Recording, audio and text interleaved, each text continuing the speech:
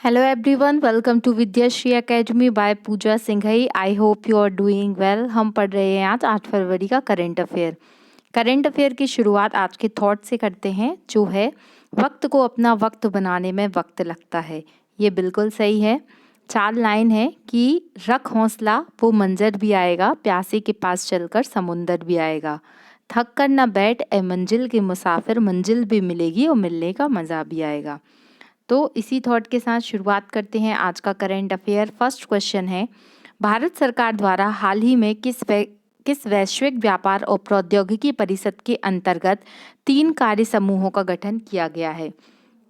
यहाँ पर आंसर से शुरुआत करेंगे कि यूरोपियन संघ, यूरोपियन यूनियन के द्वारा और भारत सरकार के बीच में वैश्विक व्यापार और प्रौद्योगिकी परिषद के बीच में क्या हुए हैं, एक समझौता हुआ है, जिसके अंतर्गत व्यापार, तकनीक और विकास को लेकर कार्य किया जाएगा। तो यूरोपियन संघ की बात आई है तो इसकी जो प्रमुख हैं वो हैं उर्सुला वॉन। ये नाम याद रखिएगा क्योंकि दुनिया में जो फीमेल लीडर हैं उसमें सबसे फर्स्ट नंबर पर जो आने वाली हैं वो हैं उर्सुला वॉन। तो इनका भी इन्होंने भारत के साथ क्या किया है, समझौता किया है। तो ये आपको याद रखना है। इनकी तस्वीर आप देख सकते हैं मोदी जी के साथ। ये है उर्सुला वॉन, जो कि दुनिया की सबसे अधिक पावरफुल महिला हैं। क्या आप बता सकते हैं कि वर्तमान में जो वित्त मंत्री हैं निर्मला सीतारमन जी, उनका कौन सा रैंक आया था टॉप ग्लोबल लीडर में फीमेल कैटेगरी में? अगर आपको पता है तो कमेंट बॉक्स में लिखकर बताइएगा। सेकंड क्वेश्चन है, इंटरनेशनल सीबेड अथॉरिटी द्वारा ब्लू इकोनॉमी में किसे अग्रणी निवेशक के रूप में नामित किया गया है? अब यहाँ पर एक टर्म आया है, वो है ब्लू इकोनॉमी। तो क्या आप जानते हैं कि ब्लू इकोनॉमी क्या होती है? ब्लू इकोनॉमी के अंतर्गत जो भी समुद्र है, उसके जो रिसोर्सेस हैं, उसके द्वारा जो पूरा एक इकोनॉमिक एक्टिविटीज़ चलती हैं, उसी को ब्लू इकोनॉमी कहा जाता है। इंटरनेशनल सी बेड अथॉरिटी का जो मुख्यालय है वो जमैका में स्थित है। और ये क्या करता है, जितना भी मिनरल्स का प्रॉपर मैनेजमेंट है, उनका खनन है, उसको किस तरीके से प्रोसेस करना है, ये सब काम इंटरनेशनल सी बेड अथॉरिटी के द्वारा किया जा सकता है। तो पृथ्वी एवं विज्ञान मंत्रालय के द्वारा क्या किया गया है? अभी पृथ्वी एवं विज्ञान मंत्रालय के जो प्रमुख मंत्री हैं वो कौन है? डॉक्टर जितेंद्र सिंह हैं। उन्होंने भारत को सी बेड अथॉरिटी के रूप में नामित किया है। ब्लू इकोनॉमी तो आप समझ ही गए हैं। नेक्स्ट क्वेश्चन है कि यूनेस्को के द्वारा दुनिया का पहली लिविंग हेरिटेज यूनिवर्सिटी किसे घोषित किया जाएगा? आज का ये सबसे महत्वपूर्ण प्रश्न है और आने वाले एग्जाम जो हैं उसमें ये प्रश्न जरूर पूछा जाएगा। बात यूनेस्को की हुई है तो आप जानते हैं कि दुनिया में जितने भी हेरिटेज हैं उसको प्रॉपर कंजर्वेशन का कार्य कौन सी संस्था करती है? वो है यूनेस्को। यूनेस्को का हेडक्वार्टर कहाँ पर स्थित है? तो ये पेरिस में स्थित है। और ये किस नदी के किनारे है? तो सीन नदी के किनारे है। तो आपसे पूछा जा सकता है कि यूनेस्को के द्वारा दुनिया की पहली लिविंग हेरिटेज यूनिवर्सिटी किसे घोषित किया जाएगा? वो है विश्व भारती यूनिवर्सिटी, जो कहाँ पर स्थित है? वेस्ट बंगाल में स्थित है। और ये शांति निकेतन का नाम आपने सुना होगा। 1921 में रविंद्रनाथ टैगोर जी के द्वारा विश्व भारती यूनिवर्सिटी की स्थापना की गई थी। और ये भारत के लिए काफ़ी गौरव की बात है क्योंकि जब दुनिया की टॉप 3 यूनिवर्सिटी इसमें नॉमिनेट हुई तो हमारी विश्व भारती यूनिवर्सिटी को इसमें शामिल किया जाएगा। कुछ दिन में ये अप्रूवल भी मिल जाएगा। तो बात रविंद्रनाथ टैगोर जी की आई है तो रविंद्रनाथ टैगोर जी को नोबेल प्राइज़ कब मिला था, ये आपको कमेंट बॉक्स में लिखकर बताना है। अब यूनेस्को की बात आई है तो आपको पता होना चाहिए कि वर्तमान में इंडिया में कितनी यूनेस्को हेरिटेज साइट हैं। उनका नंबर है 40। जो 40वें नंबर की यूनेस्को साइट है वो है धोलावीरा। तो आपको एमपीपीएससी के प्रीलिम मेंस एग्जाम में 3 मार्कर के रूप में धोलावीरा पूछा जा सकता है। और 39 नंबर की जो यूनेस्को साइट है वो थी कौन सी? रामप्पा मंदिर। ये भी आपसे पूछा जा सकता है तो इसको आप याद रखिएगा। अगर आपको पता है, देखिए यूनेस्को हेरिटेज साइट में 3 कैटेगरी होती हैं, एक नेचुरल होती है, एक कल्चरल होती है और एक मिक्स्ड होती है। तो मिक्स्ड में इंडिया की केवल एकमात्र ऐसी साइट है जो मिक्स्ड हेरिटेज की कैटेगरी में आती है। आपको उस साइट का भी नाम बताना है। तो ये है उर्सुला वॉन और मोदी जी के बीच में यूरोपियन यूनियन की बैठक हुई है। ब्लू इकोनॉमी आप देख सकते हैं किस तरीके से पूरे रिसोर्सेज के बारे में बताया गया है जो पानी के अंदर से मिलते हैं। और ये है शांति निकेतन परिसर में स्थित विश्व भारती यूनिवर्सिटी, जिसे फर्स्ट लिविंग यूनिवर्सिटी घोषित किया जाएगा। फोर्थ क्वेश्चन है कि भारत द्वारा किस देश के साथ जैव विविधता की रक्षा हेतु नाभिकीय तथा सौर ऊर्जा के विकास पर समझौता किया गया है। अब इसको थोड़ा सा समझ लीजिए। जैव विविधता मतलब क्या होता है? बायोडाइवर्सिटी। तो बायोडाइवर्सिटी के लिए और न्यूक्लियर एनर्जी के लिए भारत ने कौन कौन से दो देशों के साथ समझौता किया है?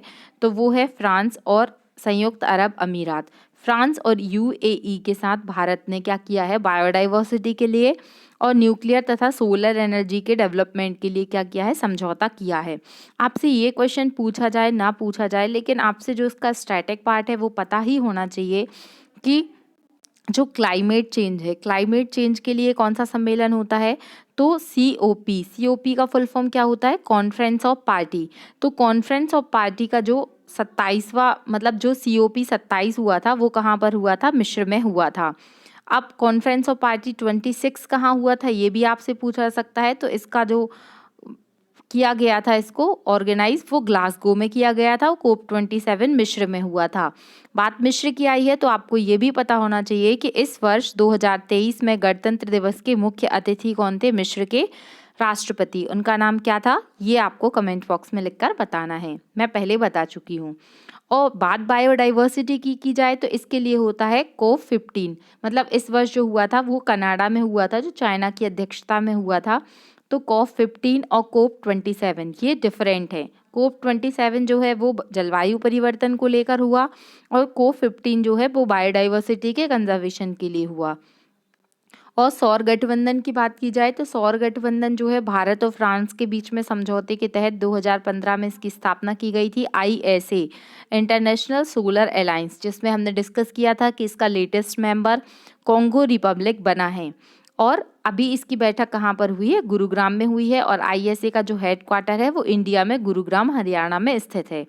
तो इस तरीके से अगर आप इंटीग्रेटेड अप्रोच लेकर पढ़ते हैं तो केवल वन लाइनर करेंट अफेयर नहीं, आप उस करेंट अफेयर से रिलेटेड पूरा जो टॉपिक है उसे प्रॉपरली याद कर सकते हैं, समझ सकते हैं। नेक्स्ट क्वेश्चन है कि दक्षिण भारत की पहली औद्योगिक कॉरिडोर परियोजना की आधारशिला कहाँ रखी गई? तो दक्षिण भारत की पहली इंडस्ट्रियल कॉरिडोर प्रोजेक्ट है ये, जो कि तुमकुर कर्नाटक में इसकी स्थापना की गई है। बस इतना याद रखिएगा। फिर नेक्स्ट क्वेश्चन है और ये क्वेश्चन भी काफ़ी महत्वपूर्ण है, इसको मार्क कीजिएगा इम्पोर्टेंट, कि वित्त वर्ष 2021-22 में भारत में सर्वाधिक विदेशी आवक प्रेषण, ये क्या कहलाता है? टिपिकल हिंदी है FDI, फॉरेन जो डायरेक्ट इन्वेस्टमेंट है, तो वो सबसे अधिक किस देश से प्राप्त हुआ है? तो वो हुआ है USA से। और ये कितना है? 89,127 मिलियन डॉलर, 89,127 मिलियन डॉलर जो है वो क्या हुआ है? प्राप्त हुआ है। पहला जो देश है वो है USA और सेकंड है UAE। तो इन दोनों देशों को याद रखना है, इनसे सर्वाधिक FDI इंडिया को प्राप्त हुआ है। ये बायोडाइवर्सिटी के लिए बताया गया है कि किस तरीके से हमें बायोडाइवर्सिटी को कंजर्व करके रखना है।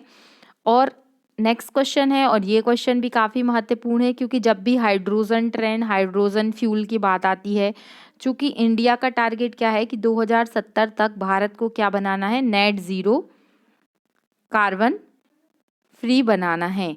तो इसीलिए बहुत सारे हाइड्रोजन को लेके आपने देखा होगा ट्रेन चलाई जा रही है, मेट्रोज चलाई जा रही हैं, और भी डिफरेंट टाइप के जो इंस्ट्रूमेंट हैं वो हाइड्रोजन बेस्ड बनाने की बात इंडिया कर रहा है। तो देश का पहला H2ICE तकनीक से चलने वाला हाइड्रोजन ट्रक किसके द्वारा प्रस्तुत किया गया है? तो अभी ये क्या नया चीज़ है? तो रिलायंस जो कंपनी है वो क्या करने वाली है? H2ICE ट्रक बनाने वाली है। तो H2 से तो आप समझ गए होंगे कि ये हाइड्रोजन के लिए है, लेकिन ये ICE क्या है? तो ये है इंटरनल कंबंशन टेक्निक जो है इस पर बेस्ड है ये ट्रक, जो ज़ीरो कार्बन के कॉन्सेप्ट पर चलेगा।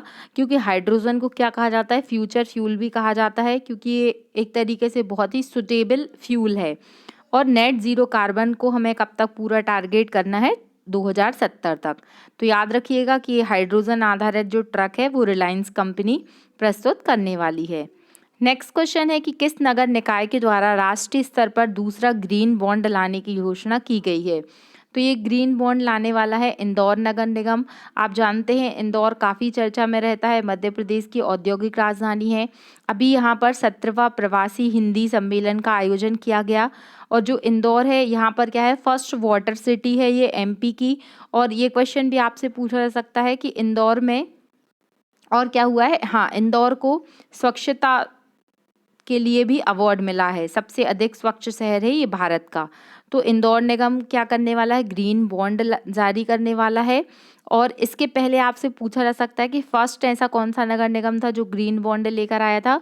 तो ग्रीन बॉन्ड का कॉन्सेप्ट सबसे पहले गाजियाबाद नगर निगम लेके आया था। आफ्टर दैट इंदौर नगर निगम इसको अप्लाई करने वाला है। नेक्स्ट क्वेश्चन है कि चैटबॉट बाल मित्र का उद्देश्य क्या है। तो ये दिल्ली का जो बाल आयोग है उसके द्वारा एक बाल मित्र जो चैटबॉट है वो लॉन्च किया गया है। चैट मतलब होता है बात करना, बॉट मतलब होता है यहाँ पर रोबोट। तो इस तरीके से जो रोबोट है वो क्या करेगा, बच्चों के अधिकारों के प्रति अवेयरनेस के लिए और उनकी शिकायतों के निपटान के लिए अनेक प्रकार से क्या करेगा, कार्य करने वाला है। नेक्स्ट क्वेश्चन है कि हुनरू ग्लोबल द्वारा हुनरू इंडिया अवार्ड 2023 किसे प्रदान किया गया है। तो वीपी नंद कुमार जी को ये अवार्ड मिला है, तो इसको भी आपको याद रखना है। ये ग्रीन बॉन्ड का पब्लिश इशू जारी करने वाला इंदौर का पहला शहर, मतलब ये मध्य प्रदेश में पहला होगा।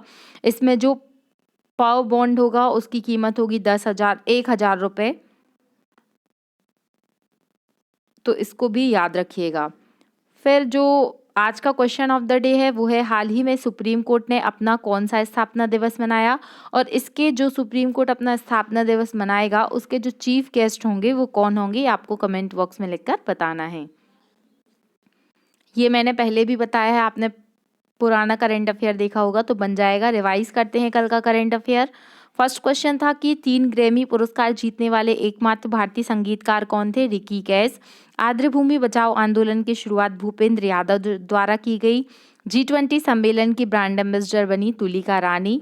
Global joint visa application centre का उद्घाटन होगा लखनऊ में।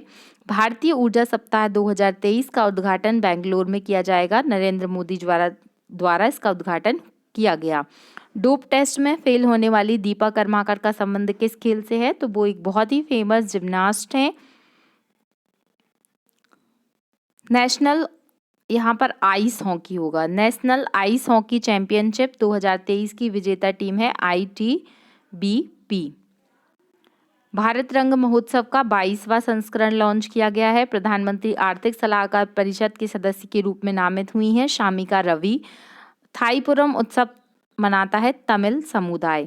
तो ये करंट अफेयर था कल का, और हमने आज का करंट अफेयर पढ़ा, कल का रिवाइज किया।